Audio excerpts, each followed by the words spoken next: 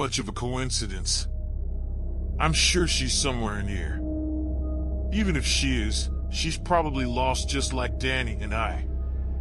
You have to burn the apartment nonetheless, Nathan. And don't tell Vincent anything about it. He says he firmly believes the apartment had nothing to do with her disappearance, but if you tell him you'll burn the place, he might try to stop you. I will. But I'll have to warn the other tenants. They need to get out. I said, I'm counting on you, Nathan. She said, we all are. Michelle froze in her sitting position. The tear which was sliding down her cheek stopped in place, and she retained the horrified expression on her face. I waved my hand in front of her face, but she didn't flinch. Do you understand now? I turned to the left where the voice came from. It was Martin, standing in the middle of the room, as calm as always, but this time with a vague smile of satisfaction. I stood up and faced him. I do. I hesitantly said, whoever you are, whosoever side you're on, this will all be over soon, Martin. He approached me and shook my hand, putting his other hand on my shoulder. It was a pleasure meeting you, Nathan. For the first time I saw sorrow in his eyes, and I realized that this was the last time I would probably see him. He smiled widely, and when I blinked, Martin was gone and I was back in my room. I looked down and saw a Zippo lighter in my hand. I looked at the storage door, which was closed now. At the foot of the door was a gasoline canister. By this point, I had already seen too much in order to be baffled by the sudden appearance of a gas can in my apartment. It was clear the apartment had to be destroyed. I felt bad for the other tenants, since some of them probably owned the place, but it was too dangerous. Besides, insurance would cover their losses. I was worried about being arrested for arson, but whether it was my sleep-deprived and traumatized mind, I decided to go forward with the plan anyway. I still wasn't sure who Martin was and what his role in all this was, or whether I could even trust him. It didn't matter though, because the apartment had to be destroyed nonetheless. I bent down and reached for the gas can, when I heard my doorbell ring, almost making me jump out of my skin. Confused, I looked at my watch to see if perhaps it was later than I thought. 4:23 a.m. Who could it be at this hour? As I approached the door, a knocking on it resounded. Whoever it was, they were not about to leave. I peered through the peephole and saw an old man's face on the other side of the door. Vincent. Damn it, I can't let him see the gas can. I put the Zippo in my pocket and hurriedly picked up the surprisingly heavier than I thought can, hauling it to my bedroom. I then rushed to the door, hearing my doorbell ring again. I unlocked the door and opened it, trying to act surprised that it was Vincent. Hey, Nate. How's it going? He smiled. Vince? It's 4 a.m. Is everything okay? I asked, holding the door half open and ready to close at any moment. I was actually going to ask you the same. What are you doing up at this hour? Sounded downstairs like you're having aerobic exercises. I didn't know what he meant, but decided to play along, so I said, Oh, sorry about that. I slipped and fell and then just knocked down a lot of things which I had to clean up. Didn't mean to wake you up. Nah, it's fine, son. Just wanted to make sure you were okay. Yeah, I am. So, I waited for him to say goodbye. Vincent puckered up his lips and nodded, looking down at his shoes, before looking back at me. Can I come in for a few minutes? He asked.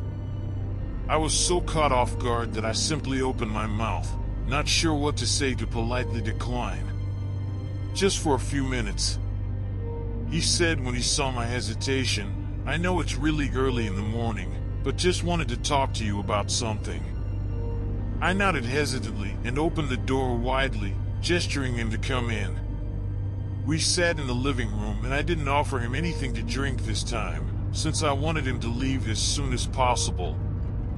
"Listen, son," he started, "about our last conversation. I'm sorry about the way I behaved. It wasn't very polite of me to see you out before March served lunch." "No, it's fine."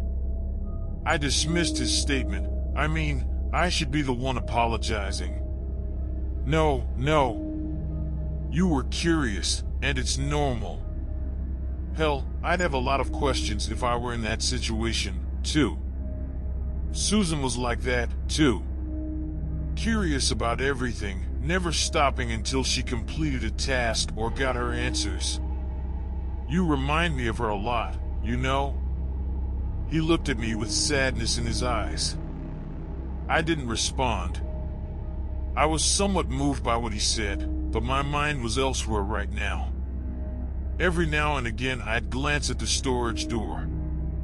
Vincent looked down and let out a chuckle, shaking his head. He looked at me and continued speaking.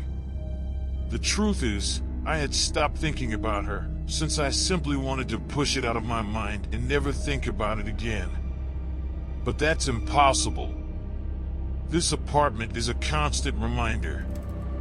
And then there's you, Nathan. Every time I see you, I remember her.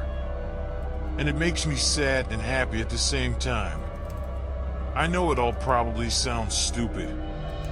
I sighed and said, "Vincent, it's 4 in the morning and you're tired. We can talk about this over a beer tomorrow." Vincent chuckled again. "Yeah, I guess we can. I just want you to know that if you need anything, any help at all or whatever, I'm here for you. You understand?" He shot me a stern look. "Yeah, I think I do." I nodded. "All right, well, I should get going. Marjorie's baking a pie tomorrow, so stop by any time you like. I tell you, that woman is one hell of a cook." He stood up. He took a step towards the exit, but then stopped and glanced at the storage door. He stared the door up and down. "Something wrong?" I asked him. "No. Nothing." He smiled at me and went to the entrance door. "I'll be there tomorrow around 6, maybe," I said. "Sure thing. I won't be going anywhere, so feel free to stop by any time that works for you." He smiled again and turned to leave. "Have a good night, Nate." He waved, facing away from me, which reminded me of our first encounter, that night when I first heard some noises coming from the storage and came to ask me to keep the noises down.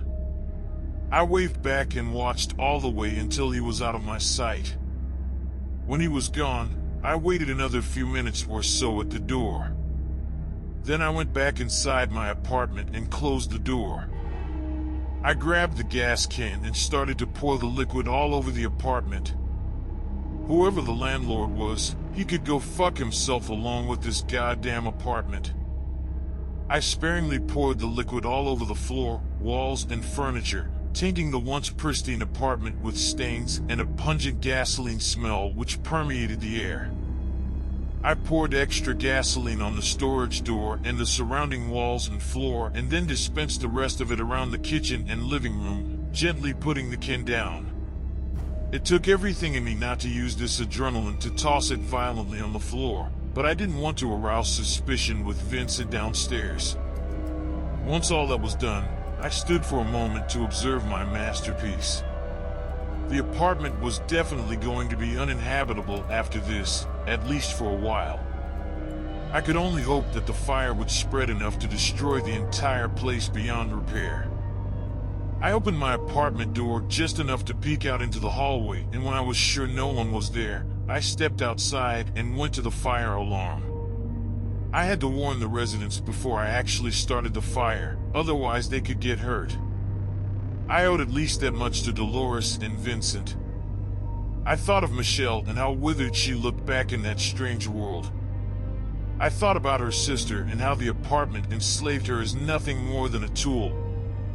I thought about Martin, about Susan and everyone else who probably fell victim to the apartment, and with those thoughts I smashed the alarm glass with my elbow as hard as I could.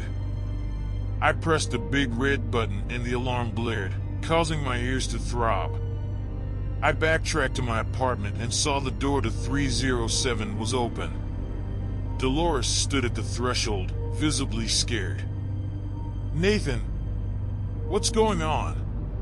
she asked, probably still confused after just waking up. "You need to get out of here now, Dolores. It's not safe here anymore." I shouted over the alarm and still barely heard my own voice. She looked at me with a look of concern and leaned in to shout into my ear. "Whatever you plan to do, make sure to finish it. No one can set foot inside that apartment ever again." I nodded and gestured her to leave. She didn't even bother closing her apartment door and instead hurriedly made her way to the stairs. She looked at me one last time before descending.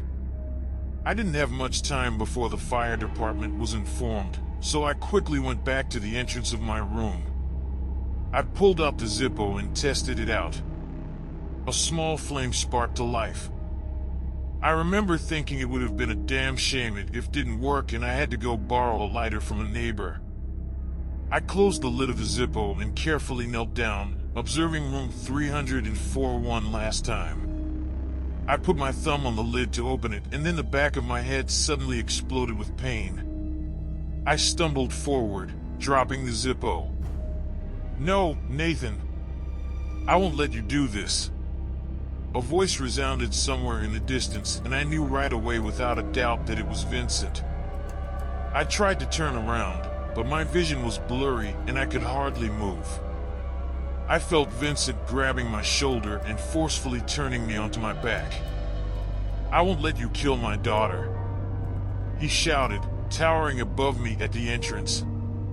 My vision started to clear up and I saw him now, a look of utter anger on his face. He was holding a crowbar firmly and breathing heavily. "Vincent," I barely muttered, "you don't understand." "Oh, I understand. You were trying to burn my apartment down and kill my daughter." Thank you for watching. Part 8, the last part of this story will be uploaded soon. Please like and subscribe.